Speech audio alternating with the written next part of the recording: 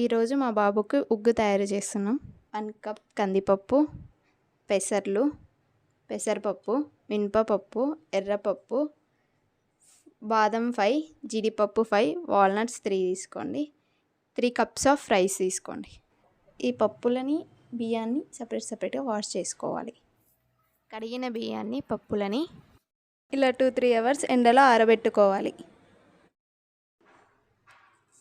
ఆరబెట్టుకున్న బియ్యాన్ని ఫ్లేమ్ సిమ్లో పెట్టి వేయించాలి. పప్పులను కూడా ఇలా వేయించాలి. దోరగా వేగిన తర్వాత ఇలా జీలకర్ర యాడ్ చేసుకోవాలి.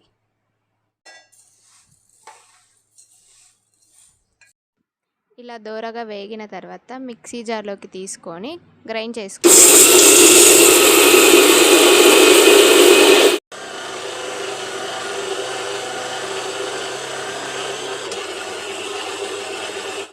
ఇలా మెత్తగా అయ్యే వరకు గ్రైండ్ చేసుకోండి. ఇలా ఒక బాక్స్లో స్టోర్ చేసుకోవాలి. స్టవ్ ఆన్ చేసుకొని ఒక బౌల్లో మీకు కావాల్సిన క్వాంటిటీలో వాటర్ తీసుకోవాలి. సపరేట్ బౌల్లో ఉగ్గు పౌడర్ని వాటర్తో మిక్స్ చేసుకోవాలి. ఇలా వాటర్లో కలిసే వరకు కలుపుకోవాలి. వాటర్ మరిగిన తర్వాత మిక్స్ చేసుకున్న ఉగ్గు పౌడర్ని మరిగిన వాటర్లో కలుపుకోవాలి. మధ్య మధ్యలో కలుపుతూ 5 to 10 minutes